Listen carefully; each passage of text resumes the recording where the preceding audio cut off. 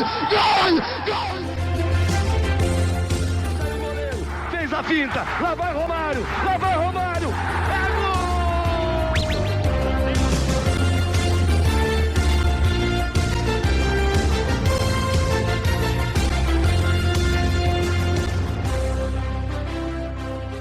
gol! Olá, seja bem-vindo você a mais uma edição do podcast, o podcast do Ponte Verde. Eu sou Gabriel Salaf. Estamos aqui em mais uma edição, dessa vez agora com a convocação em mãos, com a lista de Dorival Júnior em mãos para os jogos contra o Chile e contra o Peru, que acontecerão aí nesta data FIFA do mês de outubro. Feliz outubro, feliz mais um mês de data FIFA. Você que não aguenta a data FIFA, meus pêsames, porque aqui a gente gosta bastante e a gente está de olho em tudo que rola nas eliminatórias da Copa do Mundo. Antes de apresentar quem está aqui comigo, eu convido você a seguir o Ponte Verde nas redes sociais, Thread, Instagram e TikTok, @Ponte Verde. Lá e todo dia tem novidade para você lá. A gente tem conteúdo diário sobre futebol de seleções. Dá uma seguida, confere o nosso material, compartilha com seus amigos. Também convido a você que está escutando esse podcast a se inscrever tanto no Spotify, tanto no YouTube, aonde você estiver escutando esse podcast, para saber mais sobre as nossas novidades, para saber, né, o que a gente vai produzir. Aí tem toda a prévia da data FIFA, né, com eliminatórias na Ásia, eliminatórias na Oceania, que a gente está preparando, eliminatórias aqui na América do Sul também, mais detalhes sobre as outras seleções, deixar o seu like, sua avaliação, enfim, seu comentário, e também, se puder, apoia.se/Ponte Verde, com R$10 por mês, você ajuda a gente se manter, se estruturar cada vez mais. A gente vai estar, né, a gente falou isso na live, estivemos presentes lá com o Bernardo Oliveira na convocação, né, na sexta-feira passada, na convocação da série SBF no dia 27, e estaremos na segunda-feira, a partir de segunda-feira até a quarta, cobrindo a seleção brasileira de São Paulo. E isso a gente deve muito ao apoio da galera. E se você puder fortalecer lá com R$10 ou mais por mês, a gente agradece demais, que ajuda muito. Se não puder, compartilhe com os seus amigos, compartilhe o Ponte Verde para chegar a cada vez mais e mais pessoas. Ao meu lado hoje, tá aqui o cara, ô Juninho, o Senechal semana passada disse que era tudo Miguel, hein? Que era desculpa que você fugiu dele. Então, hoje você tá aqui de volta para a gente debater, discutir essa lista. Seja bem-vindo de volta aqui, Elcio Vai Júnior. Pô, primeiramente já mandar um abraço pro meu amigo Senechal. Cara, seria uma honra participar com ele. Infelizmente, essa vida de clube é uma correria e, querendo ou não, eu tenho meu trabalho também particular, minha empresa, e fica muita coisa. Às vezes fica corrida, até que a gente até ajustou até um horário diferente agora, eu e o Gabriel aqui, para ver se as gravações a gente consegue fluir um pouquinho mais em questão de horário, mas minha agenda é cheia, viu, Senechal? Seria uma honra participar, e eu tenho certeza que a gente vai ter uma oportunidade ainda para conversar junto. Satisfação estar aqui com você novamente, e vamos falar aí dessa convocação e o que tem pela frente aí da nossa seleção. Um abraço para o nosso querido Alexandre Senechal, que participou aqui semana passada, fez toda a análise, nossa pré-lista, né? Brilhantou aqui o nosso podcast, que também está lá com o pré-jogo, quem quiser conferir, também estreou lá um programa junto com uma rapaziada fera, o Felipe Dalk, Matheus, Afonso, enfim, bastante gente legal, Fetianos, que são os fominhas, tá lá no YouTube se você quiser conferir. E quase todos os jogadores que a gente falou aqui estão na lista, né? O único que não está, como já diria Lucas Moura, deve ter achado que era pegadinha, né? O Aber. Acho que nem o próprio Aber devia estar esperando a convocação, mas todos os outros a gente falou aqui, comentou. Lista, essa que a gente vai comentar daqui a pouco. Eu só queria antes falar sobre, mais uma vez, a questão da CBF deixar muito a desejar em tudo, né? E tudo isso começa com a decisão que a CBF tem, já cornetou isso aqui várias vezes. A CBF finge que o futebol brasileiro para na data FIFA. A CBF finge, né? Porque ela coloca jogo um dia depois dos amistosos, um dia depois de eliminatórias. Não, isso não é parar, né? Quantas vezes a gente já viu o jogador ter que viajar correndo para chegar num jogo? A gente já viu literalmente o Arrascaeta sair do Japão para jogar em São Paulo no dia seguinte, quando ele estava no Cruzeiro. Isso não muda, né? E isso aconteceu agora na Copa do Brasil, e dessa vez, por N motivos, a CBF decidiu atender um pedido do Flamengo, e agora a gente tem toda essa confusão gerada, porque o Corinthians e o Vasco estão revoltados com razão. O Flamengo e o Atlético Mineiro também tem razão em pedir a troca das datas, mas acaba prejudicando outras equipes, e isso acaba afetando a seleção brasileira, né? Toda a logística que foi preparada em torno de São Paulo, do CT Joaquim Grava, do Corinthians, falando que era perto do aeroporto, por isso que não ia usar a Granja Comari, foi deixada para trás por essa briga boba que nasce de N defeitos e uma gestão cada vez mais amadora da CBF. Querendo ou não, isso pesa na seleção brasileira, isso vai acabar acarretando os treinos. A seleção vai seguir concentrada no hotel em Guarulhos, ou seja, vai ter que ir para Barra Funda. Quem mora em São Paulo, conhece São Paulo, sabe que é uma pernadinha, às vezes você pode pegar trânsito, às vezes você pode ficar ali um tempinho nessa viagem. Então, joga tudo no lixo, né? Pô, e é uma coisa que eu não entendo, até mesmo o Osiris falou comigo, né, no dia que saiu o Osiris Nadal, ele falou, cara, não me convence nessa questão. E lembrando, o Brasil tem um CT, a CBF tem um CT próprio para isso, né? Eu não sei como que você viu essa questão, como que você avalia, mas mostra mais um pouco essa falta de profissionalismo que há na CBF, isso que já acontece há algum tempo, né? Isso que a gente já vem falando sobre principalmente essa questão enganosa da data FIFA e pesa de vez, e agora pesa em tudo, inclusive na preparação da seleção brasileira. Cara, infelizmente eu fico triste pela maneira que a CBF se mostra desorganizada, né? Então, isso, querendo ou não, se a gente for pensar no macro, sempre vai refletir no final da cadeia. É só você pensar, por exemplo, no mundo corporativo, onde o teu ente maior, tua coordenação maior é totalmente desorganizada. Isso, querendo ou não, reflete no último trabalhador, no trabalhador final, porque ele percebe que está uma bagunça, ele percebe que está desorganizado, ele percebe que não está bem controlado. Então, tudo isso, querendo ou não, mesmo que seja a parcela que vai, por exemplo, reflete. Então, se a gente vê no estado final, no resultado final, que é o campo ali onde o jogador está jogando, a gente vê aquilo que talvez, a gente não vê atletas mais tão motivados, a gente vê uma questão de desorganização, tanto técnica, tática e coletiva. Isso reflete ao ente maior, à organização maior que é a CBF no Brasil. Então a gente vê que o maior órgão de futebol brasileiro é o desorganizado. Então, realmente é difícil de você cobrar, por exemplo, uma base ser organizada, um clube ser organizado, tudo, até uma comissão técnica, porque nem a maior entidade seria para organizar tudo, para deixar tudo certo, é organizar. Então, isso reflete, se a gente for pensar a longo prazo, no macro, é muito difícil a gente pensar, cara, como é que eu vou confiar na CBF se eles minimamente conseguem deixar um treino organizado, uma logística organizada. Isso é difícil, porque pode parecer que não, mas se a gente pensar no final da cadeia, tudo isso faz muita diferença. Então é triste ver a maneira com que eles estão lidando, mesmo com o Brasil nessa fase. Então eu até penso, se o Brasil está numa fase tão ruim assim, a gente está... Quanto menos brecha a gente der, melhor. Então, tenta deixar tudo nos trinques, tenta deixar tudo organizado, tenta deixar tudo o menor erro possível para não dar brecha também. Que querendo ou não, a gente vai ter mais visibilidade. As pessoas vão acabar procurando mais coisas. Por quê? Porque você está numa fase ruim. Então, você tem que ter minimamente uma organização, você tem que trabalhar da forma correta. Eu não estou dizendo que se estivesse bem, poderia estar abrindo mão disso, mas tem que ter ainda mais preocupação para tentar organizar tudo e melhorar tudo isso, né? Então, eu fico triste nessa situação.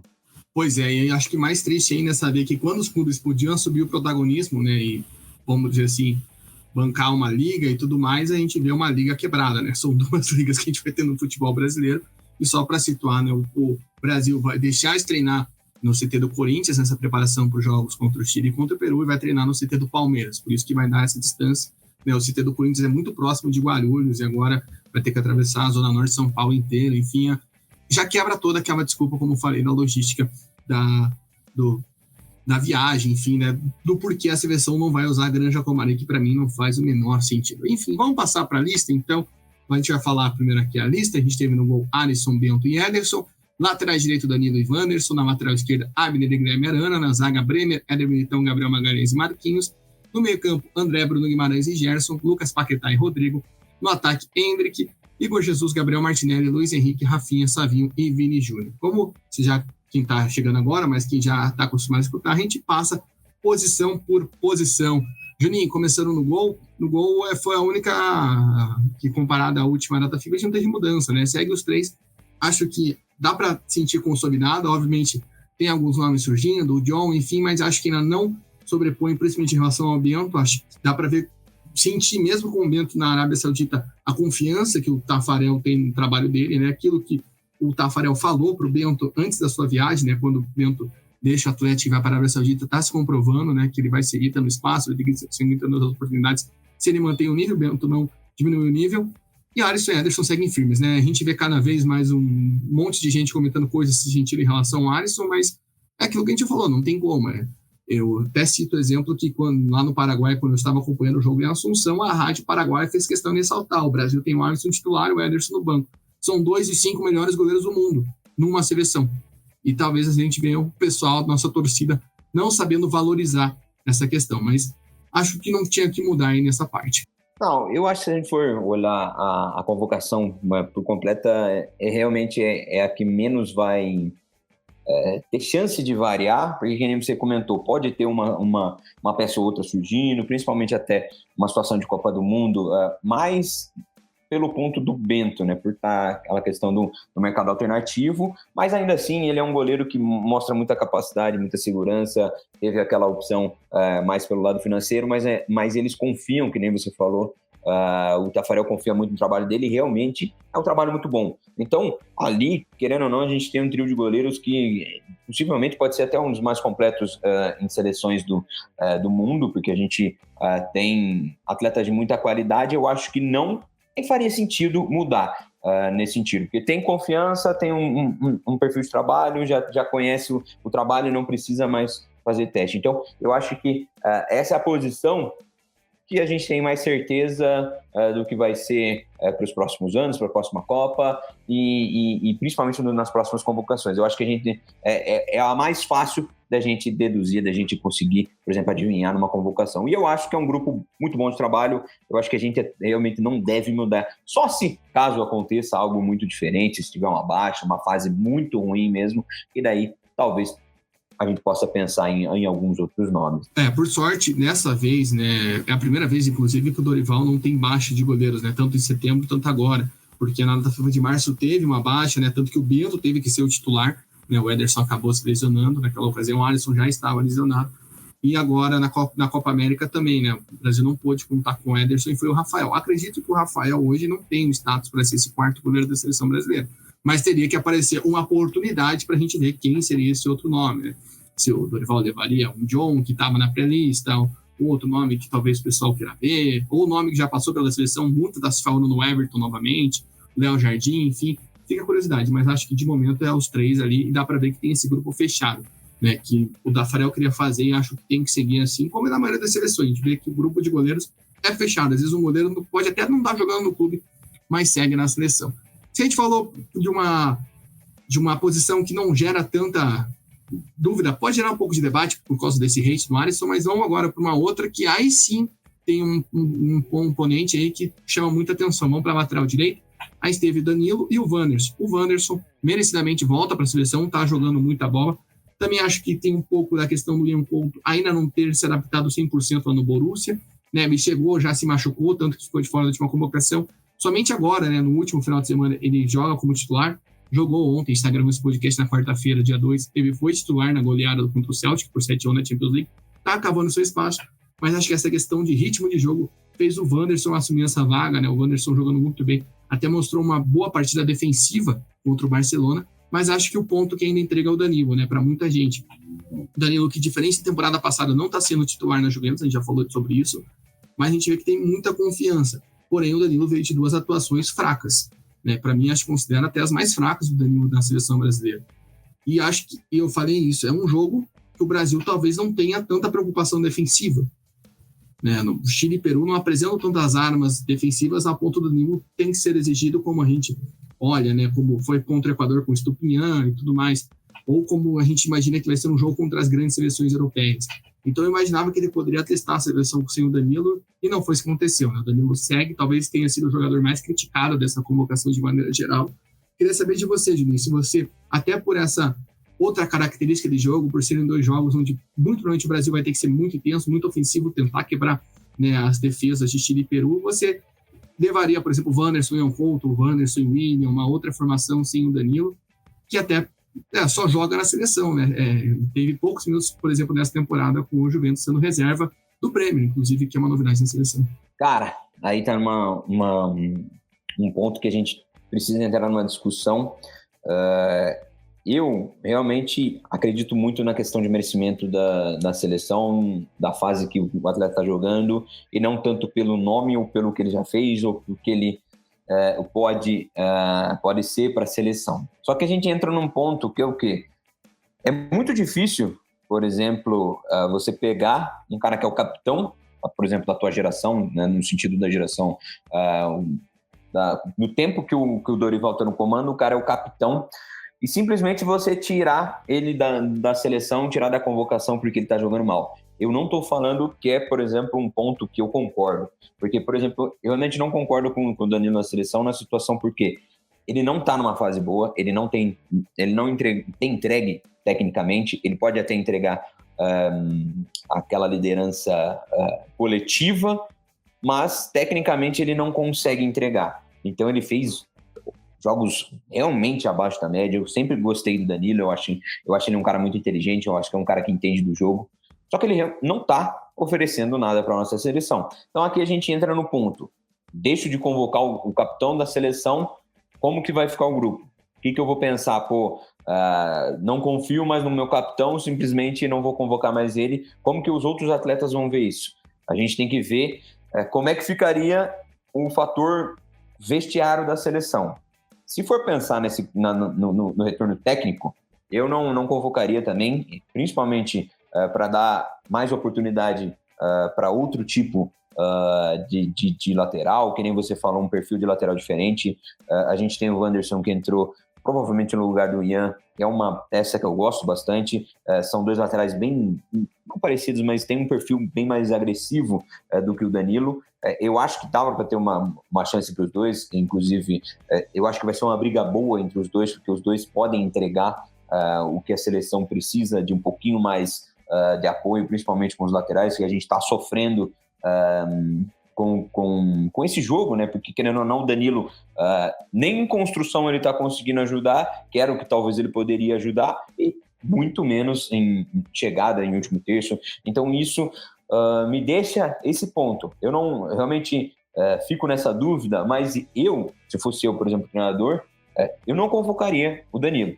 Eu buscaria uma outra liderança, tentaria conversar, claro, falaria com o grupo, ficaria, vou dar um tempo pro Danilo para ver se ele volta a questões técnicas, volta a fase dele, mas a gente precisa de alguém que entregue um pouquinho mais hoje dentro de campo, né? Então, se abrir mesmo, porque realmente eu penso num perfil, tô no meu clube aqui, tem o nosso capitão não tá indo bem, simplesmente ele para de ser convocado para o jogo, eu acho que ia ser um choque para a equipe.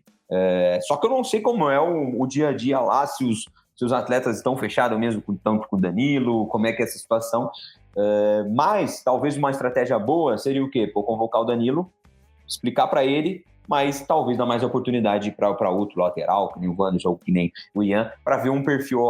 Danilo, a gente precisa de uma forma de jogar diferente, vamos tentar continuar com essa tua liderança, mas talvez mais fora de campo, né? Então, isso é um ponto que eu vejo por conta da questão da liderança de um capitão simplesmente ter essa quebra tão drástica assim, de um capitão simplesmente não ser mais convocado. Acho que esse é um grande ponto, né? E até mesmo eu já falei aqui algumas vezes que gostaria até ver, se ele quisesse manter o Danilo, uma troca no esquema, né? Acho que talvez seja, a gente pode até falar daqui a pouco, mas nesse caso com o Danilo, uma troca para 3 zagueiros, por exemplo, né? Então tem esse ponto. Até só para me desculpar aqui, eu falei que o Danilo não tá jogando tanto, ele foi titular no último jogo contra o Genoa. E aí eu já tô vendo aqui que o Thiago Motta tá jogando mais com o lateral direito, mas ele tá perdendo espaço para outro menino lá, né? Então, que tá jogando inclusive hoje. A gente tá gravando esse podcast, inclusive, durante o jogo da Juventus, e o Savoná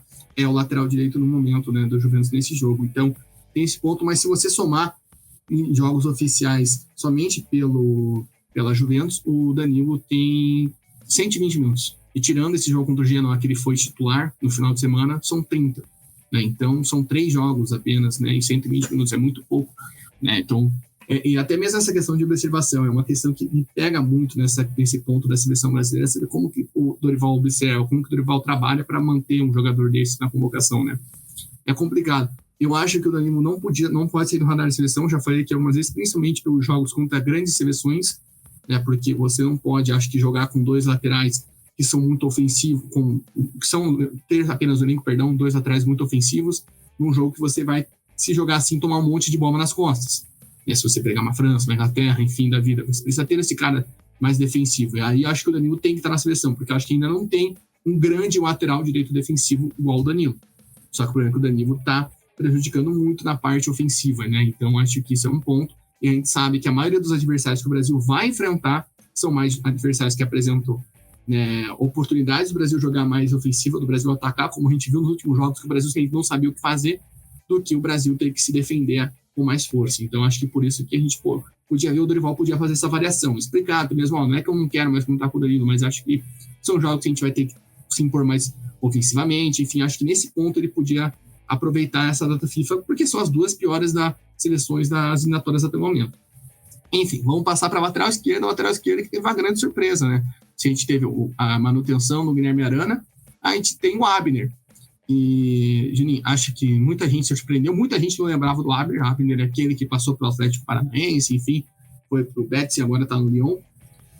Assim, o Dorival explicou muito a questão, o equilíbrio defensivo e ofensivo do Abner, né? Que é um ponto que a gente já via aqui no Atlético, né? Um cara que sabia defender, mas não sabia atacar. O que me pega um pouco no Abner é a questão dele passar à frente, né? O Dorival basicamente deu a entender que a lateral esquerda é um ponto onde ele não conseguiu achar uma solução até agora, né? Que ele diz que é uma posição em aberto. Porém, aí que eu fico meio me questionando. O Abner é o primeiro a furar essa convocação dele, desde quando ele chegou. Porque lá na primeira convocação, ele já levou o Wendel e já levou o Arana.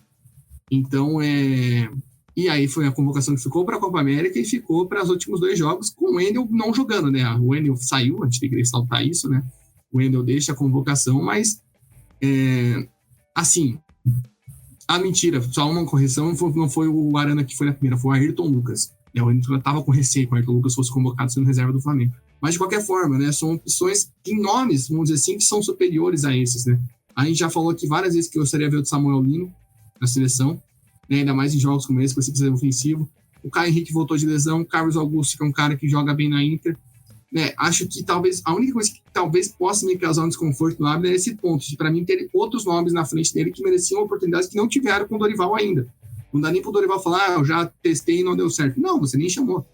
Né, então, é uma aposta, igual foi a do Andrés, igual foi do Wendel, que pode dar certo ou não. Como que você vê essa aposta e também a manutenção do Arana, que também não vive um grande momento assim da sua carreira, né? Eu mesmo até achava que ele poderia trocar os dois, mas só deixou o Wendel de fora, porque o último jogo do Wendel foi aqui em Curitiba contra o Equador. Pois é. Entra ano, sai ano, e a lateral sempre vai ser uma dificuldade para a nossa seleção. Quando a gente acha que talvez vai encaixar, não dá certo. Mas entrando no aspecto do Abner, é um menino que eu gosto bastante do Abner. Eu acho ele um menino muito bom, tecnicamente ele tem um bom refino, ele pouco erra durante o jogo, porque ele entende que quando ele precisa fazer o simples, ele vai fazer o simples, quando ele puder, ele vai conseguir criar.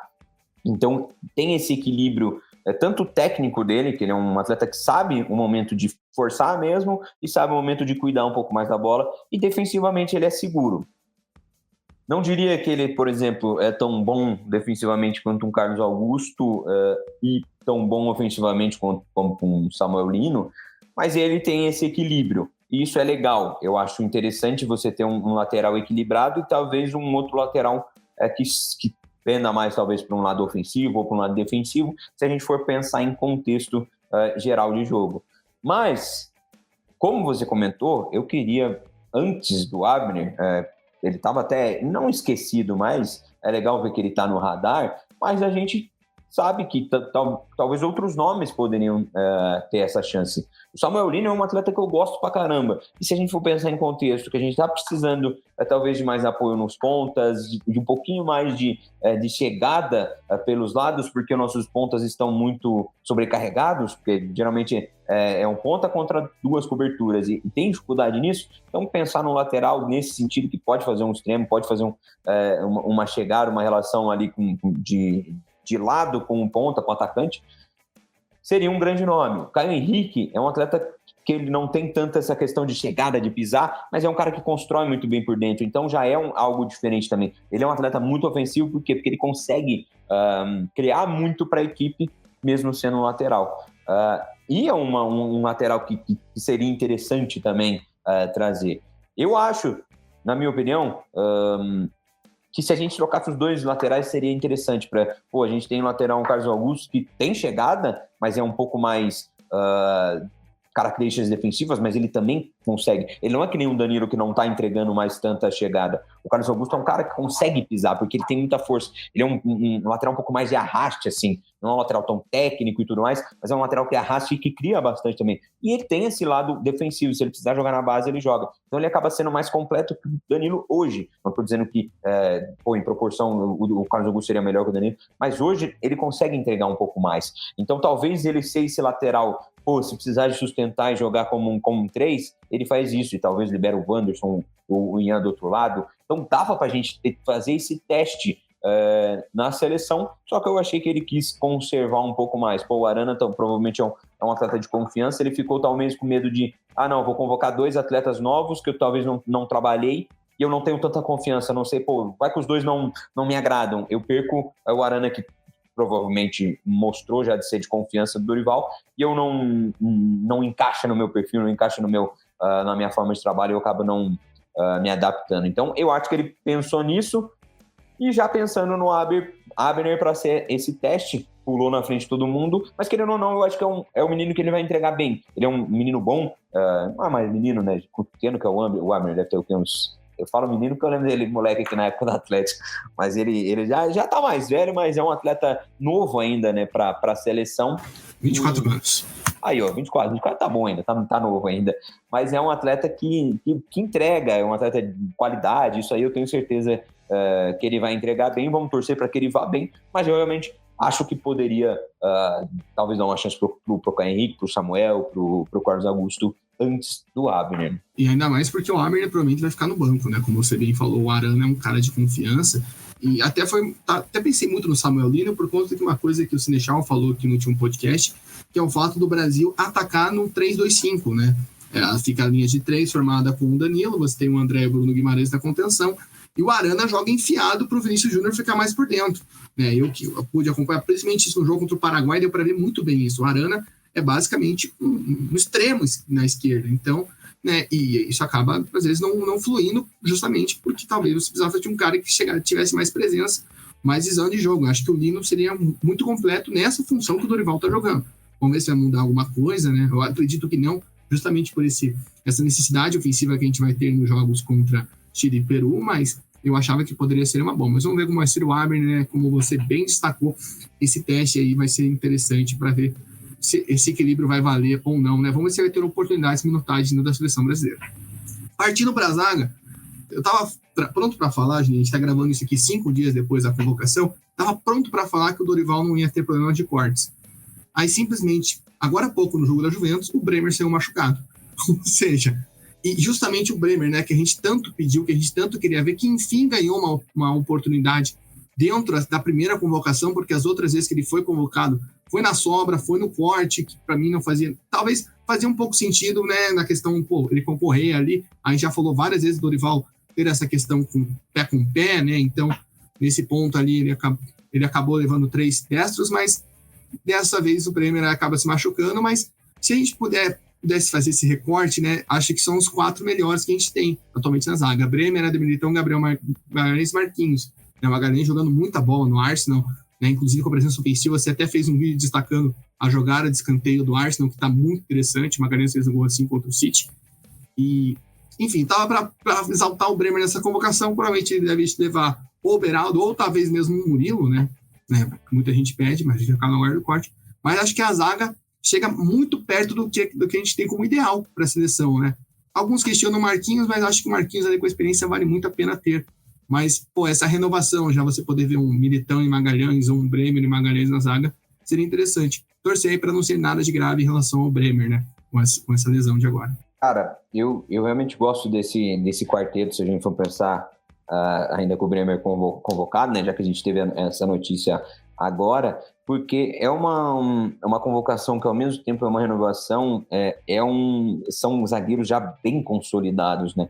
Então, são zagueiros que têm essa renovação, são bons, tem zagueiros jovens ainda, se for pensar num contexto, e que entregam. Para mim, se a gente for pensar quais são os 4 melhores zagueiros hoje que a gente tem para convocar? São esses 4.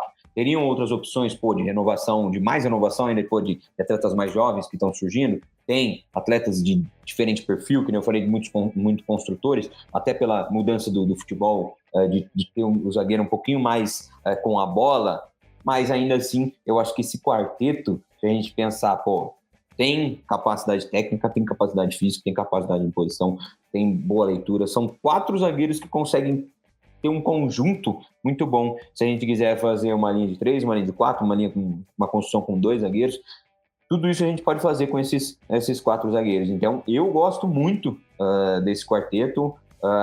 Claro, se a gente for pensar, poderia ter trazido alguns dos zagueiros mais novos para ter mais chance. Claro que poderia, mas eu acho que se a gente for pensar na segurança e nos melhores cenários da seleção, esse quarteto seria ideal. Eu não sei, ele saiu já, ou ele acabou de sair machucado? Ele saiu ali no começo do segundo tempo, né? Então... se saiu, deve ter sido alguma lesão. E vamos ficar na guarda, torcer por... Já deve perder um tempo. Aqui, não, foi no começo do jogo aqui. Agora, eu vi que ele tinha saído do jogo, mas agora que eu vi que foi, logo aos 3 minutos da partida. Nossa, ele perdeu um espaço ali com o Pendá, uma briga e torceu o joelho, né? Então, é complicado. Mas é aquilo... Eu até falei em alguns grupos que, querendo ou não, a gente tem 6 jogadores que eu acho que tem nível de seleção na zaga. Acho que por exemplo, infelizmente, o Bremer era um deles, talvez fique de fora, mas a gente tem o Beraldo e o Murilo, que são jogadores que têm confiança. Acho que, eu espero, né, torço para que o Dorival chame ou o Beraldo ou o Murilo. Se chamar o Beraldo, vai repetir a última convocação. Se chamar o Murilo, vai fazer justiça a toda a bola que o Murilo joga no Force, né? Espero que ele não traga. Não digo por minimizar o futebol brasileiro, mas acho que a gente tem peças superiores em relação ao Fabrício Bruno, ao Léo Ortiz, ao Murilo do Palmeiras, né? Acho que dá para levar o que a gente tem de melhor nessa convocação. Torcer para não ser nada de grave com o Bremer, que ele possa retornar o mais rápido possível. Vou ficar na guarda aí para a próxima, para quem vai ser chamado, esse caso ele seja cortado. Juninho, vamos partir para o meio de campo. O meio de campo, pelo menos, por nós, né, do Ponte Verde, acho que pelo Senechal também, por mim, vem um dos nomes que realmente pesam, né, que é o nome do Gerson. Ele levou o André, o Bruno Guimarães e o Gerson, ou seja, ele chamou 3 volantes apenas, e nesse corte de 3 ele engoliu o Gerson. Eu não consigo entender. O Gerson, se você perguntar quais são os 3 melhores volantes brasileiros da atualidade, o Gerson não vai estar nessa lista. Com todo respeito ao futebol, à qualidade do Gerson, a gente volta a repetir, quando o Gerson entra no jogo aqui em Curitiba, Brasil, Equador, o nível do jogo cai no meio de campo. E o Senechal até falou muito bem no último podcast, é que a intensidade do meio de campo do futebol brasileiro para o futebol europeu é muito diferente. Então o Gerson não vai conseguir entregar aquela intensidade que talvez o Dorival queira trabalhar na seleção brasileira. Tá bom, o Bruno Guimarães não está entregando? Não está entregando na seleção, ele deixou a desejar. Mas é um cara que o Dorival tem toda a confiança, enfim. Mas, você sacar João Gomes, você sacar Joel, você sacar o Éder, você sacar Douglas Luiz para deixar o Gerson, é uma coisa que para mim não faz o menor sentido. Né? Então, tem esses pontos além do meio de campo. E aí eu acho que eu já vou até puxar o Rafinha. Né? O Rafinha foi convocado como atacante, mas a gente está acompanhando ele no Barcelona, ele está fazendo uma função no meio que a gente sente falta na seleção.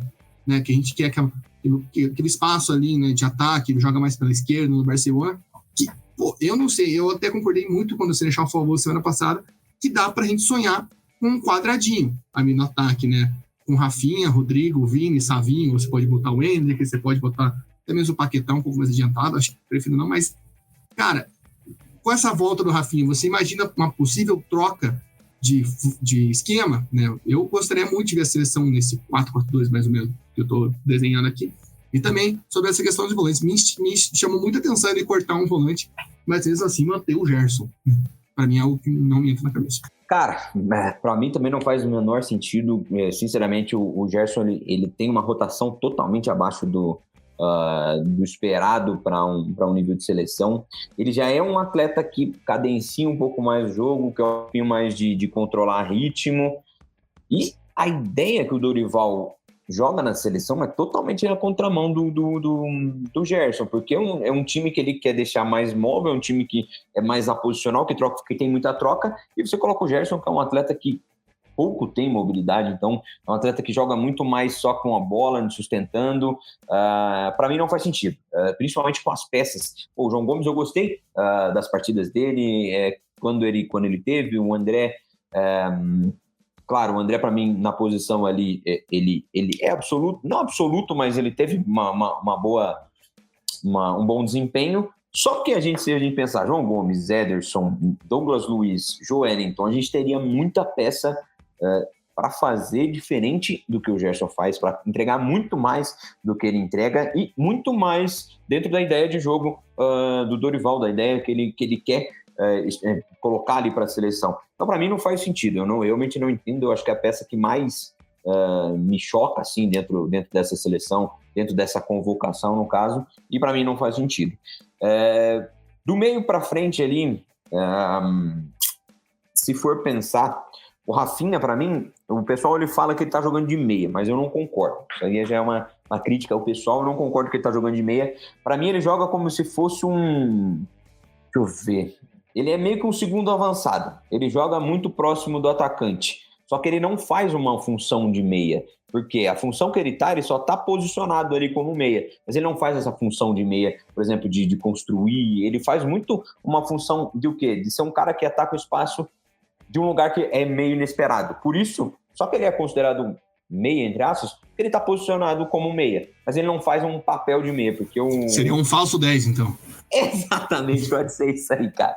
Falso 10 eu nunca tinha estado falar, mas pode ser. Porque eles usam muito bem essa arma que o Rafinha tem, que ele é um cara muito rápido, ataca muito bem espaço, só que ele não tá vindo mais de fora, ele tá vindo de dentro. Então ele aproveita o espaço, às vezes, do Lewandowski, ele aproveita o espaço até do que um ponta, o ala, que joga, às vezes, que joga mais alto, gera. Então ele é um cara que vai atuar ali como se fosse um meia, mas ele é muito mais de chegada, no sentido do que, não que ele não... Deixa eu colocar em outras palavras, não que a gente não possa falar, o Rafinha tá jogando de meia, mas ele não faz uma função, por exemplo, a gente não precisa esperar do Rafinha, ele vai receber bola, ele vai achar passe entre linhas, ele não vai ser esse cara que vai fazer isso. Ele vai ser muito mais um cara que vai atacar o espaço vindo por dentro, entendeu? Então, por isso que essa é a grande diferença do Rafinha hoje. Mas eu acho bem interessante, talvez ele pode atuar na seleção assim.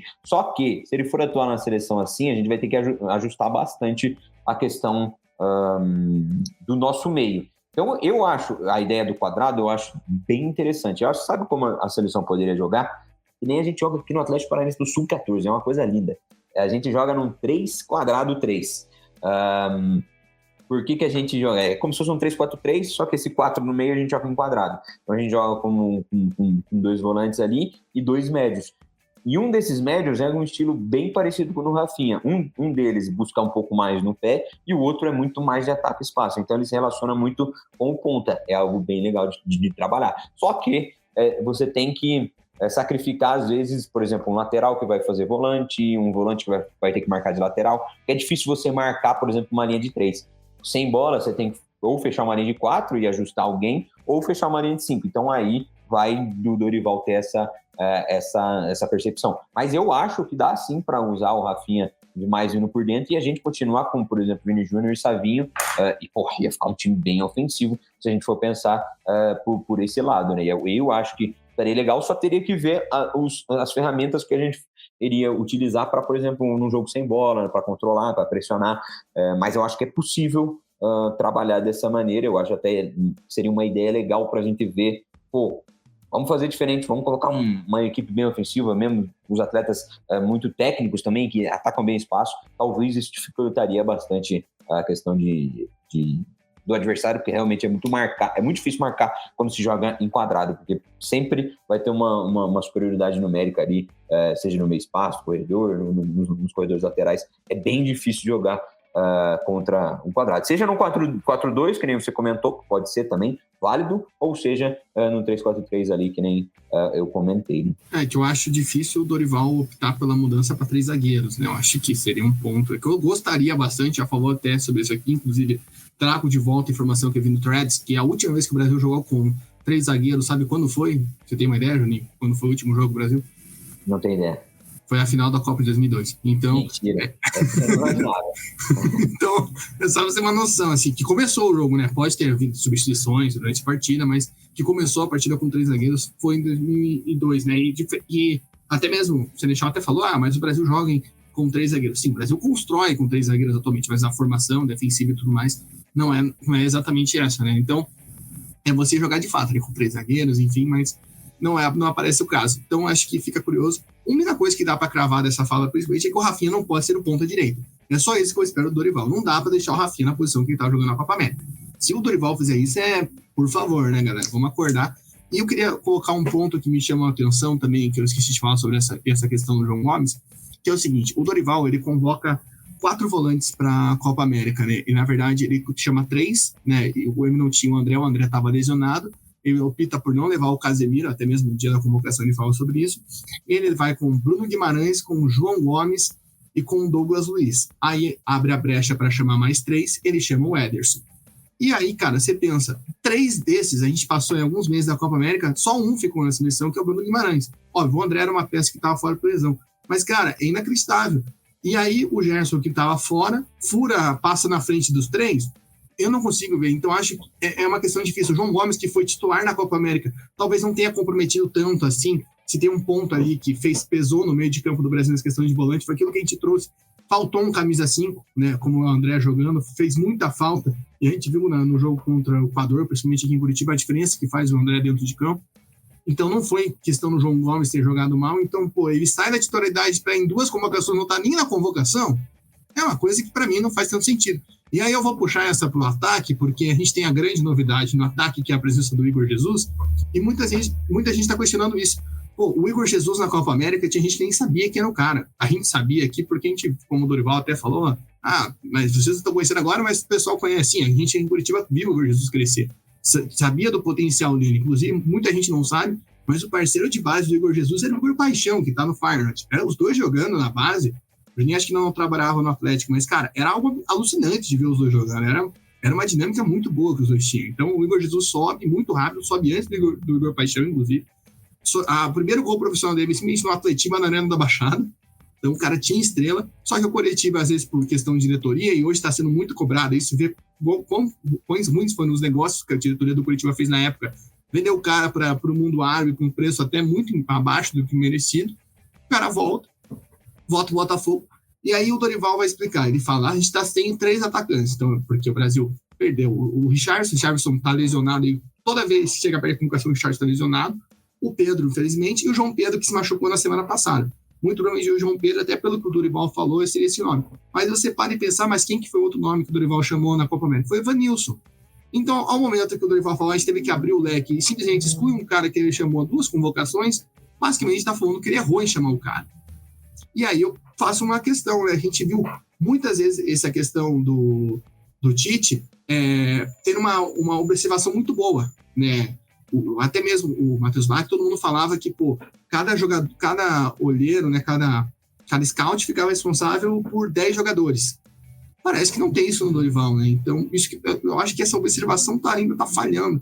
Porque como que você abre um leque e é o cara que foi só para a Copa América, ficou 30 dias com a seleção, não é nem chamado numa situação como essa. E aí o Igor Jesus, óbvio, tá no momento bom, mas o recorte para mim é muito curto para ele ser chamado. Mas enfim, ganhou a oportunidade dele. Mas eu queria saber o que você acha disso e também falar, acho que tem o retorno do Martinelli. Martinelli volta muito mais por conta da lesão do Estevão, acredito eu, né? Mas Martinelli volta para a seleção, ponto positivo. Savinho também volta, estava lesionado, Vini Júnior. O Endrick também, Endrick que fez o primeiro jogo como titular pelo Real Madrid hoje, nessa quarta-feira, dia 2. Juninho, como que você vê essa vinda do Igor Jesus e outros pontos aí do ataque da seleção? Cara, eu lembro bem do Igor Jesus, não trabalhava na época ainda, mas eu lembro que ele era muito bom, um atleta muito bom, que eu gosto do perfil dele, só que eu realmente acho que ele ainda não é um atleta de nível de seleção brasileira, é um atleta que vai entregar, vai ser um bom atleta para um nível brasileiro, até para um nível Europa ele vai conseguir jogar, mas eu acho que ele não está no nível da seleção. E esse ponto que você entra faz muito sentido ele perceber, cara, eu errei em convocar esse cara. Um atleta que eu pensaria que ele estaria no radar, se a gente for pensar, um cara reserva, talvez seria Richarlison, tem o João Pedro, que provavelmente seria o nome a entrar nessa lista. Eu não sabia que ele tinha se machucado, porque querendo ou não, ele foi muito bem, mesmo com pouca minutagem, ele entrou muito bem. E ele se machucou na semana passada, né? A convocação foi na sexta e se machucou na quarta-feira, por exemplo. Não sabia. Mas é algo que, como é que eu posso dizer? Mostra que talvez essa captação, essa análise está um pouco falha no sentido de, caramba, eu estou pensando jogo a jogo, parece que cada convocação não tem uma lista que a gente vai acompanhando, quem que está na sequência, como é que eu posso explicar isso? Mas parece que cada convocação aparece, novos nomes, não tem uma sequência de análise, uma sequência de segmento, por exemplo, numa posição. Tem que ter uma ordem, pelo menos não hierárquica, mas, cara, como é que a gente pode listar os 10 atacantes que a gente tem hoje no mundo, que a gente tá monitorando? Parece que caramba, o Igor Jesus tá jogando bem, vamos levar ele agora. Parece que os outros que eles estavam no radar, que talvez poderiam ter uma chance, que poderiam ter uma minutagem, eles simplesmente largam e vamos pegar esse cara que tá bem agora, não vamos pensar no nosso planejamento, em como que a gente tem feito, Tudo bem, se for um cara que tá explodindo e realmente, caramba, esse cara aqui não tem como colocar, mas, cara, o Igor Jesus vem jogando bem. Foi o caso do Pedro, acho que esse cara que explodiu, né, por exemplo, pra citar. Exato. Ele vem jogando bem, mas não é um cara, meu Deus, precisamos convocar ele. Então, eu acho que poderia até pensar um pouco melhor, talvez dar mais chance para esses atletas que já foram convocados, ou atletas que estavam um pouco nessa ordem, né, nessa lista, mas eu também acredito que não é um cara que vai quebrar, ele vai mudar tanto a seleção, provavelmente vai ter baixa minutagem, se a gente for pensar na nossa escalação, na escalação ideal, mas não concordo muito, talvez poderiam ter outros nomes aí para colocar no lugar. O Martinelli é um atleta que eu gosto bastante, é bom ver ele, porque ele é um ponta que é diferente, ele entrega talvez mais taxa de participação no jogo. Ele é um cara que participa mais no jogo, então ele é mais ativo do que talvez um ponta só de 1 para 1, um ponta que joga mais quando seja para atacar espaço ou com bola, mas o Martinelli ele tem um pouco mais de participação em jogo, então isso aí é muito bom e eu tenho certeza que ele pode ajudar isso na seleção.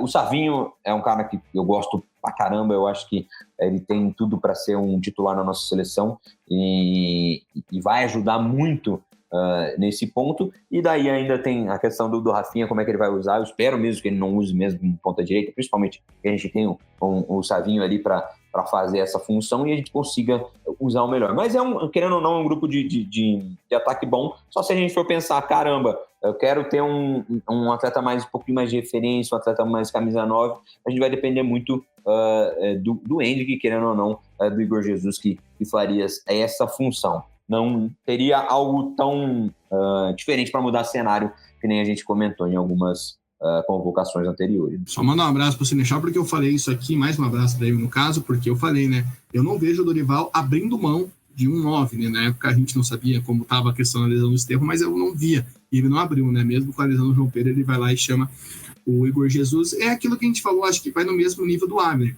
Talvez não é um atleta que a gente esperava ver na seleção já, que talvez não esteja tão pronto, né? Como eu falei, o reporte do Igor Jesus aqui no Brasil é 2 meses, né? É muito pouco.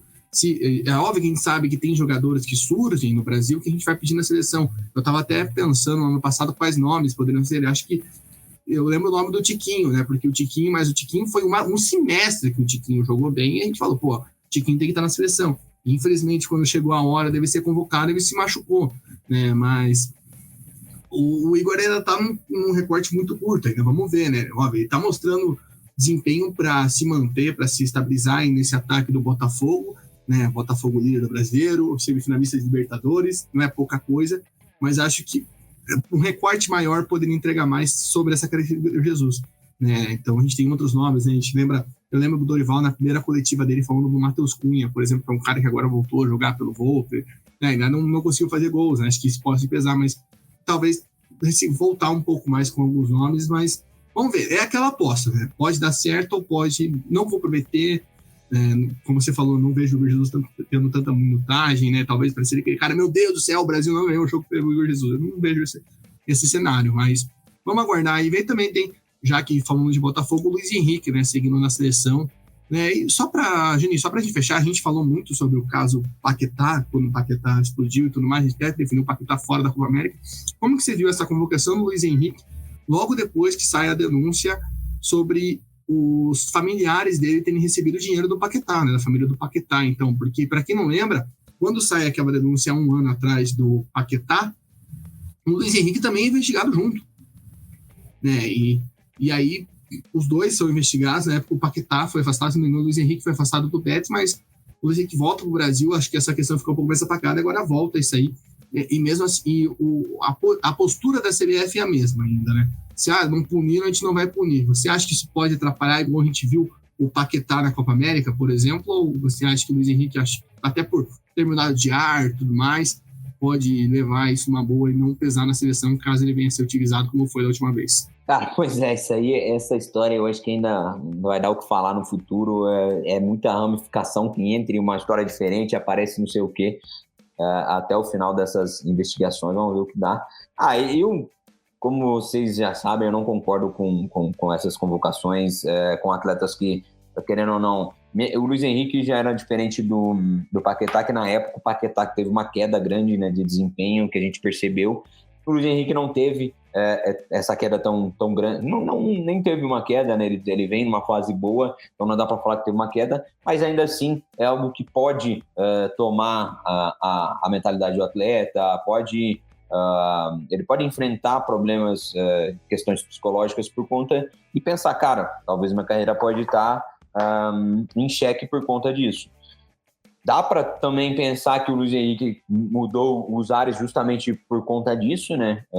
Ele pensando nesse sentido, mas eu não convocaria atletas que estão envolvidos de alguma maneira com investigação. Dá para ver que a CBF não está por esse lado, não concordo, mas é o que tem, né? Então, se a CBF lida dessa maneira com o Paquetá, tem que lidar da mesma maneira com o Luiz Henrique. Eu acho que é um atleta que ajuda a gente a nível, talvez, de ser um atleta de elenco. Não acho, se a gente for pensar, se for convocar todo mundo saudável, eu acho que o Luiz Henrique não entraria numa lista, por exemplo, uma Copa do Mundo, na minha opinião. É um cara que, para mim, até entrega mais que o Igor Jesus, se a gente for pensar, mas é um cara que não vai ser o atleta que vai fazer diferença. A gente tem atletas melhores que ele na posição se precisar, mas como a CBF lida dessa maneira, eu acho que beleza, ok, ele ser convocado pelo que ele tem jogado, principalmente na situação que a gente está hoje, né? Pois é, e lembrando que a gente até falou isso, né, que a briga do Luiz Henrique é muito mais ali, acho que com Martinelli, Estevão, né, para ver quem se mantém nessa seleção, né, nessa convocação se manteve 2 de 3, né, mas teve a questão do Estevão estar machucado. Então é isso, pessoal, a gente vai encerrando aqui nossa análise da convocação do Dorival, nosso 106º podcast. Agradecer a todo mundo que escutou. A gente ainda vai fazer mais um pré-joguinho ali na semana que vem. Também já tendo ares paulistas, né, sobre as novidades da seleção, sobre o que a gente conseguir pegar ali nos treinos, né, ali no CT do Palmeiras, lá na Barra Funda, se a gente conseguir ver umas novidades, questão de escalação, enfim, peças, esquemas que a gente já debateu aqui. Então a gente agradece a você, pede para você se inscrever aqui no YouTube, no Spotify, onde você está escutando esse podcast, para seguir acompanhando nossas coberturas sobre o futebol de seleções em todo o mundo. Nossos demais podcasts já falar sobre os adversários do Brasil, o Chile e o Peru, sobre eliminatórias na Ásia e na Oceania, demais competições ao redor do mundo. Também deixar o like, sua avaliação, seu comentário, interagir conosco, fazer esse podcast cada vez mais conosco. E claro, segue a gente nas nossas redes sociais, Threads, Instagram e TikTok, @ConteVerde Online. Todos os detalhes da nossa cobertura dos treinos do Brasil na semana que vem estarão por lá. Então dá uma conferida, a gente vai soltar material, vai participar das entrevistas coletivas. Então, mais uma vez, a gente vai estar lá. Claro, não vai ser os 2 jogos, como foi da última vez, a gente não conseguiu, mas o mínimo a gente vai conseguir entregar, né, que está presente na preparação. E se você quiser nos ajudar aí a custear essa viagem, a fazer uma inteira maior, apoia.se/Ponte com R$10 por mês, você ajuda a gente cada vez mais se estruturar, melhorar o nosso trabalho. E claro, não esquece de compartilhar esse podcast e o trabalho do Ponte Verde com seus amigos. Juninho, agradeço demais por essa resenha, esse papo. Vamos ver aí se vai vir o corte do Bremer, enfim, outras questões. E o que o Brasil vai nos aprontar, o que o Dorival nos reserva aí para os jogos contra o Chile e contra o Peru. Abraço. Valeu, Gabriel. O que nos resta é esperança, como sempre, né? Vamos acreditar que vai ter uma melhoria. Eu não tô muito confiante nesse sentido, mas a gente ainda sempre torce pela seleção. Fico feliz de você poder fazer essa cobertura, vou acompanhar. Eu gosto dessa... Apesar de não ter os jogos, eu gosto dessa questão de acompanhar treinos e conseguir acompanhar a seleção de alguma maneira, porque ele consegue trazer algo que é diferente daquilo que eu falo. O que a gente entrega aqui é diferente do convencional. Então isso aí é muito importante, você apoiar, você estar junto, justamente para ver esse lado fora do comum que a gente tenta entregar para vocês. Tamo junto e vamos torcer para a seleção. Até a próxima. Valeu, Juninho. Valeu a todo mundo que esteve ligado. E a gente fica aí para fazer a cobertura, para acompanhar a seleção brasileira nessa jornada, tá certo? Ponte Verde, o caminho da Copa do Mundo passa por aqui. Até mais!